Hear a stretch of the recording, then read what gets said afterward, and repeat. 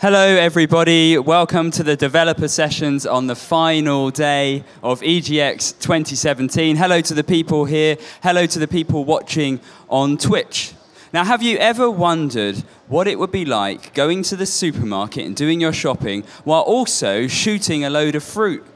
Probably not, but you're about to find out what that's like. I'm Bertie from Eurogamer, and it's my pleasure to introduce Harry and Ben from nDreams to tell us about Shooty Fruity.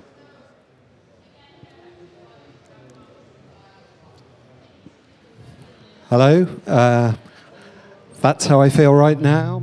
My name's Ben Hebb. I'm co-founder of Nearlight, the developer of Shooty Fruity. Just wanted to tell you a little bit about myself and Nearlight before we go on to that, so you understand where we've come from. I've been working in games since 1996. Got my first job as an associate artist, worked my way through, and up until last year was running a studio in Brighton called Zoe Mode. And then myself and Paul Mottram, co-studio head, decided to leave, and we started Nearlight. And we're lucky enough to be able to work on Perfect for nDreams, which is sort of the start of our journey with VR. If you haven't seen it, play Perfect. It's a lovely experience.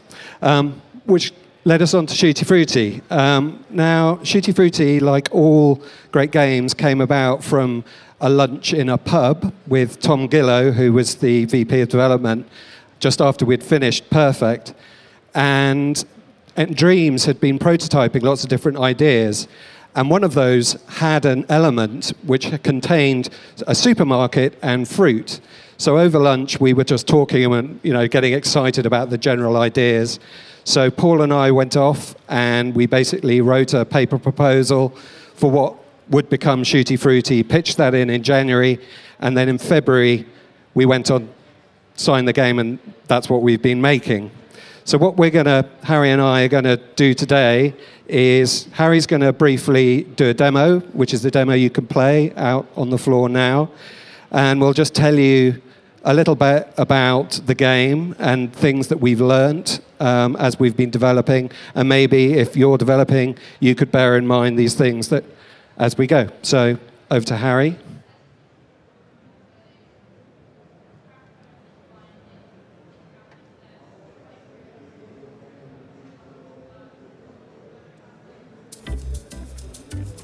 So, it's still on. Your first job is at checkout. Scan the groceries and place them in the packing chute. It ain't rocket science, but more detailed instructions are provided should you require them.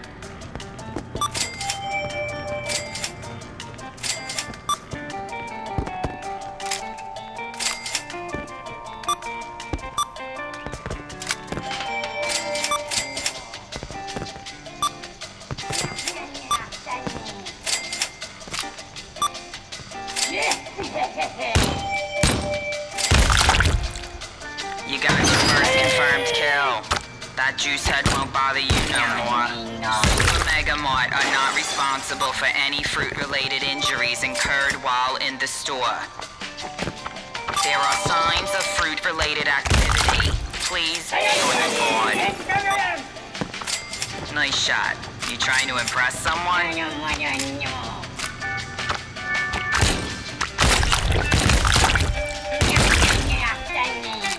You're really keeping the fruit under control. Good work. This is an employee announcement. We have a fruit invasion in aisle 3.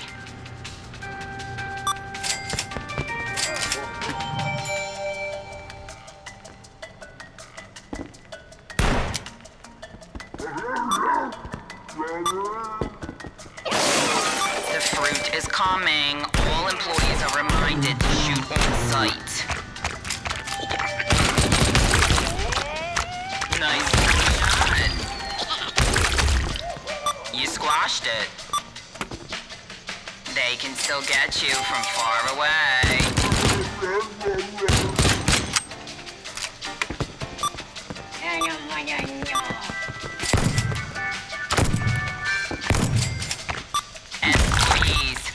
I am pleased to announce that the day is halfway through. Awesome shooting. We're hitting our targets today.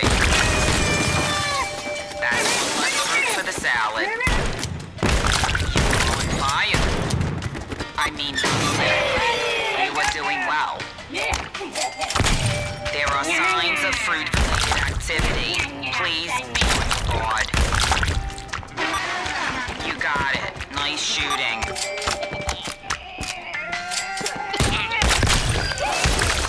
This is an employee announcement. We have a fruit invasion in aisle 3. You got it from far away. Good shot. Careful, the fruit is now attacking. They're shooting at you. Or you just want to let them run riot.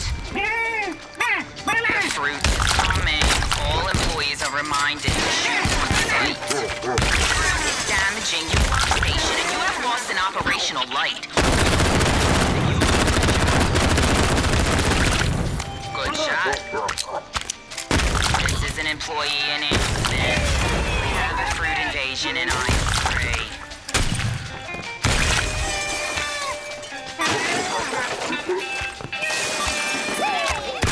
There are signs of fruit-related activity. Please be on guard. Good shot.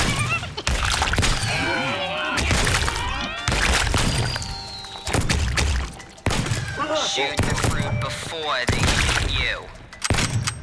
The fruit is coming. All employees are reminded. Nice shot. You trying to impress someone? The store is now closed. You did really good on your first day. Keep it up and you'll be promoted to assistant to the Okay. deputy manager's assistant. Thank you, Harry. If you haven't played that, you can go and play that. So that's a special demo level of the game that we've been working on, which was released late August. I'm sure there are various things that you may have watched during that you could pick up and take with you if you go and play it, stockpiling weapons, the use of power-ups and that sort of thing. So all little tricks from Harry, who actually has the highest score in the world, 28,000, back in the office. So anyway, on with the presentation. The universe. The wonderful thing about games is that you can make games about anything and place the player anywhere in the world.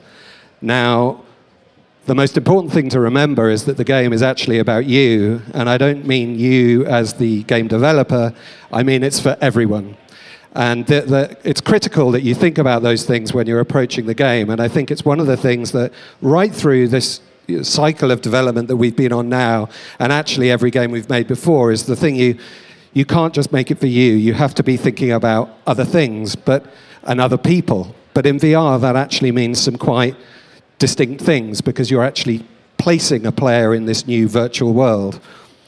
So what does that mean in the context of Shooty Fruity, where you're working in a supermarket and shooting guns?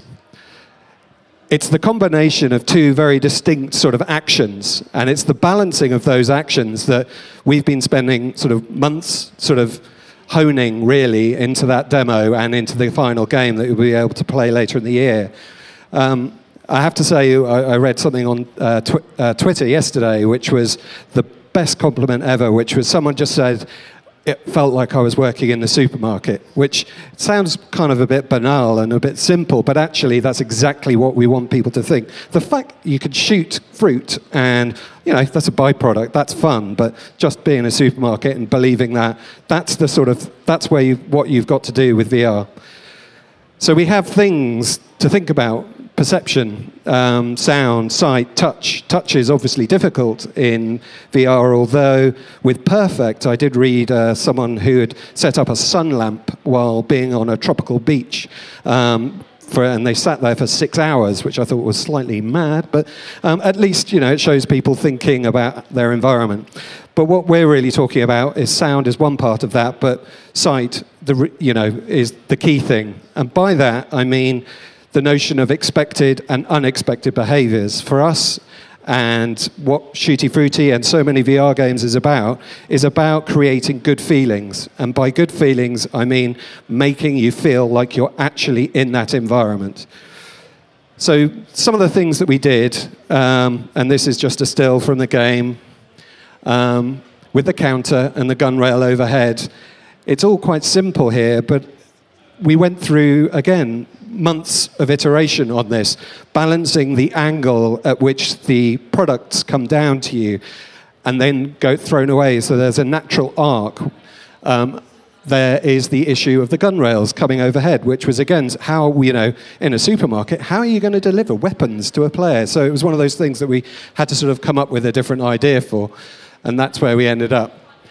You have to think about the size of the player, big people, little people. So early on, this doesn't actually exist in the game now, but in this light, what you can do now is when you go into the game, we have this area called the staff room, and you set your weapon height and your counter heights, and that will be carried through the whole experience. So it becomes a very personal experience to you, depending on how you want to play it. So again, it's something that we felt was very, very important.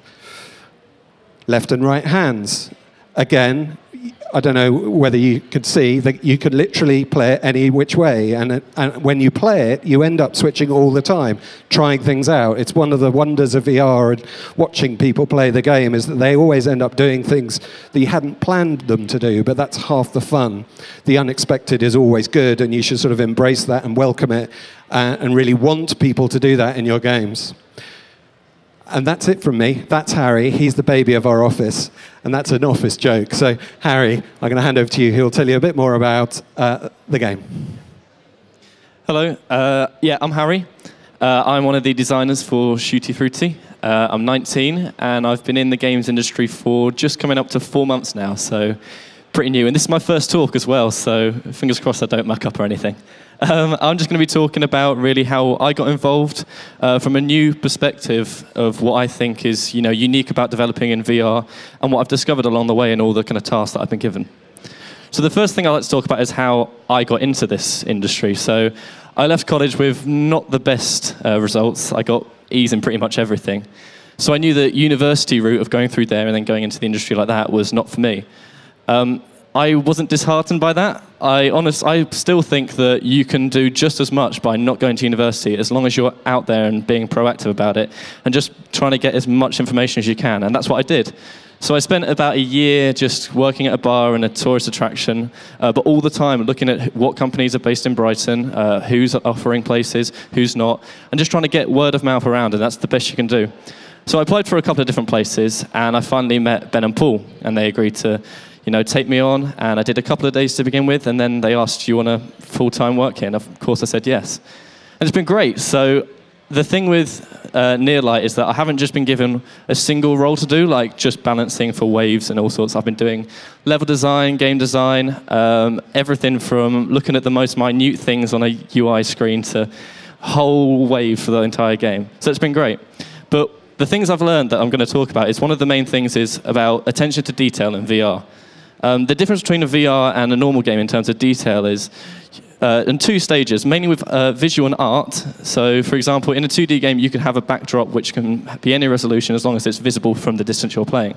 Whereas in VR, a player can look anywhere they like and it's how close they like. So something that you think is minute and they're not going to look at very closely, they'll end up going this close to it and that'll be it, and then it will just ruin and shatter the illusion of the game.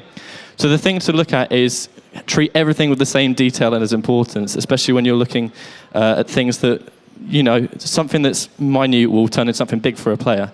And that leads me on to the second point of detail, is that you need to focus on making everything usable by the player. It's all about interaction, and that's what creates immersion. So, for example, if I'm in VR and I'm sitting at a desk and there's a coffee cup, I expect to be able to pick up that coffee cup. It's trying to dampen down the game aspect and keeping it as real as possible. So we thought about this, and it's a wave-based shooter, so we couldn't think of anything easy off the top of our heads. So we came up with a couple of ideas. So, for example, if an enemy is this close to me within arm's range and they're jumping on my desk like you saw in the demo, then why can't I reach out and grab them? So we decided to do that. We made it so that if you time it just right and they land just on your desk, you can grab it, shake it around, execute it in your hands, whatever you like to do. And it's just that extra level of detail that players won't discover naturally. Well, they will, but much later on down the line once they've been playing for a little while. Another example is that we ended up with a grenade, and obviously you need two hands to pull that, but you're doing one thing and the other, so you only have one hand. So the way we got around it was that you can actually put it in your mouth and you'll pull out the pin and then you can throw it that way. So you're still using only one hand and keeping that idea, but keeping its sense of discovery and finding new stuff as you go along. Another thing to talk about is balancing in the game. So balancing is in, again, two aspects. You have the obvious balancing, which you can do for any game, which is about difficulty, weapon damage, fruit damage, and all that kind of thing. But the kind of aspect that in VR is more important is the visual aspect. So, for example, if you had to take into consideration recoil, for example, these are two of the guns we have in the game that you saw in the demo. You have to think about what feels natural for the player and what feels is not going to shatter the illusion, which I say again. So, for example, with the pistol, if you have the recoil way too low, it's basically going to feel like a Nerf gun and do no damage. It will feel like it's just useless and pointless. Whereas if you have too much and you're firing it, it will feel like it's jarring and it'll have too much recoil that where you imagine your forearm to be, it will kind of fire back into that and just break that illusion. So, for example, you could have the most powerful weapon in the game, but if it doesn't feel right and doesn't feel natural for the player, they won't want to use it because it breaks the kind of game that you want to make. Another thing is about moving in VR. Now, there is difficulty in terms of how much you can move. There are three main aspects that are most common, which is moving around like this, and if you had a big open space with a backpack or with the VR kit in if you need it, keeping stationary or teleportation. So these all work because they're what our brains are used to. For example, we can move around normally and it's just a different setting for what we're seeing. Now compare that to something with a driving game. If you're going at high speeds and you're driving along and you smash into a wall and stop movement instantly, your brain's going to go haywire thinking that I should be feeling this and I should be feeling that. So that is the main kind of limit in VR, is in terms of how quick we can move around. But as we discover more and can figure out better ways to, interactivity, then it'll be easier. But we had to think, is it best to keep us in stationary place, or is it best to have a single defense point and you can walk around it and peek around at that? And we thought it was probably best if we keep you stationary. You have it always in front of you, and you always have the same view, so it's familiar, it's easy to recognize, and it's just a lot more fun that way because you don't have to worry about looking around behind you for something that you just aren't expecting. So it's always something that you can see, but the difficulty changes depending on how much you have it in front of you. And finally, one of the main things to talk about is when you're coming up with your own game, you need to kind of keep the idea very simple as possible. So, for example, our game the concept of it is very simple. And we started off and we thought it was too simple to begin with. We thought players would pick it up, it would get bored because it's just too easy. And we tried adding loads of more stuff, adding new mechanics and game rules that would make it a little bit more difficult and more complex. And as we did that, we realized that it was just becoming way too much for a player to take in. We lost the essence of what made the game fun. So a lot of the time you need to scale back, take it back to the original idea, and just, don't worry about thinking it's too easy or too difficult. It's just trust your gut instinct. And the only way you can do that is by playing your game. And it's about playing and repetition and keep doing it until, you need to, every single little bit along the way, you need to play as you go. I made about a lot of the game data in terms of how difficulty, and I saw it, and I saw the curve, and I thought it was going okay. And I looked back, and I actually played it for the first time, and it was way too hard, just stupidly hard. And I could have avoided all that trouble of going back and resourcing that data if I just play as I go along. And it is about getting experience, and it's great being here so I can hear people who are actually playing it and seeing stuff that, because I'm in my own little bubble in the workspace, I can see people who aren't in that and their actual real first-time genuine opinions. And that's great. So it is about you playing it, getting friends to play it, just as many people as you can, and getting the variety of opinions, which is what is needed. So we're coming to the end. We're going to head to a Q&A just in a sec. If you want to check out our game, it's just near the entrance. There's a big old sign saying Shoot Fruit in VR, so you'll easily be able to see that. And it'll be great if you could come along and have a look. So we're going to open up to questions now. Thank you very much from me and Ben. Thank you. Okay, we have a microphone in the middle here. Please come up and ask a question if you have any. That looked great. I never realised that working in a supermarket was so stressful. So interesting, yeah. It's really great fun, and it just becomes so much sometimes, just overwhelming as you can see like that, and it's really fun. Did you guys have to go and work in your local Aldi? I know the exact one, actually, to go and get some inspiration. Oh, God, I never worked in a supermarket. Have you ever worked in a supermarket? No, I never worked in a supermarket. Well, worked in a pub, but not a supermarket. Yeah, same as a pub, yeah. It's interesting that watermelons look really vicious in that. I wonder if someone's got a thing against them. I can't remember the last time I ate a watermelon. We were around in the office and we were talking about fruit that we ate. And I've never in my life eaten a pomegranate or some type of fruit.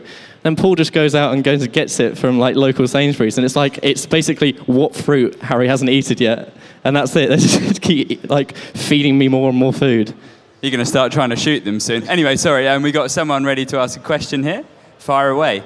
So with the advent of VR in the moment, with many new games coming out, how hard did you find it to sort of pitch it to a publisher to get it produced, just because VR is sort of in a middle ground at the moment where it's not progressing but not lowering?